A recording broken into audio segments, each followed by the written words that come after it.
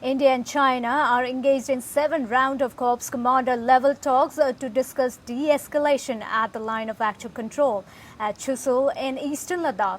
The meeting is in progress. The Indian side is represented by Lt Gen Harinder Singh, who is ending his tenure as 14th Corps Commander, and his successor, Lt Gen P.G.K Menon. Joint Secretary from the Ministry of External Affairs, Navin Srivastava, also attended the meeting. All in all, it's a 12-member team, also comprising ITBP IG Deepam Seth and brigadier commanders and 2 Chinese interpreters.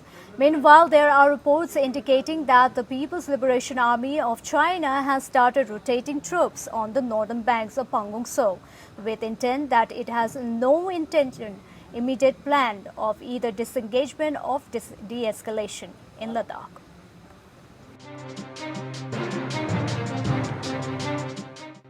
The 7th round of India-China military diplomatic talks are underway at Chushul, with 14 Corps Commander meeting the South Xinjiang military district commander to discuss comprehensive disengagement. India and China had held the 6th round of military commander level meeting on September 21st. There has been no major breakthrough in talks till now, and as reports suggest, the PLA has moved an additional brigade north of Pangong Tso for rotating troops from Finger 4 mountainous spur to keep up the morale of the deployed forces. This indicates China's intention of no immediate plans of either disengagement or de-escalation in Ladakh, given that both sides are deployed at nearly 18,000 feet on Finger 4 and the weather is deteriorating. The PLA is rotating 200 troops at a time, so that front-line troops are fresh and motivated.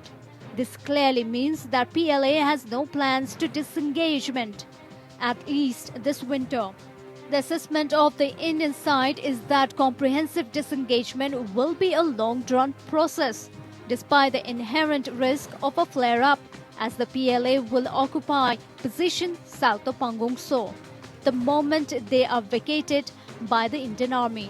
While PLA has come up to its perception of the LAC on the north banks, the Indian Army troops have come up to its perception of the LAC on the south banks, with preempting the Red Army all along the Rechinla ridge line. Even though winter is expected to set in by end of this month and take a turn for the worse, Indian Army is prepared to stay on the heights all along the 1,597 kilometers line of actual control in Ladakh. Army commander take lessons from the fact that Sundorong Chu standoff in Arunachal Pradesh that started in 1986 was fully resolved through comprehensive disengagement by November 1995 after 9 years of continuous deployment. While Sundorong Chu standoff was resolved, the army is sitting on the Saltoro Ridge since Operation Meghdud was launched in Siachen Glacier in April 1984, 36 years and counting. While the PLA aggression in Galwan Valley and north of Pangong Tso was pre-planned with the military objectives in the mind, the Chinese were not prepared for either the June 15 flare-up or the August 29-30th preemption. It is quite evident that PLA commanders thought that Indian Army would accept the aggression as fate, comply and move on. However, with both sides deployed in full of the LAC in Ladakh, the chances of an accident are high and thus distance is being kept between the front-line troops. Even though the PLA Western Theatre Command is deployed all along the Ladakh LAC and in depth, the Chinese problem have been complicated by the standoff with the US over Taiwan.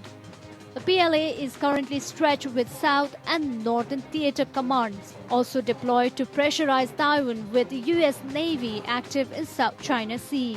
What happens next is Taiwan largely depends on the US posture after the November presidential election result, but either way, American policy toward China has taken a turn for the worse.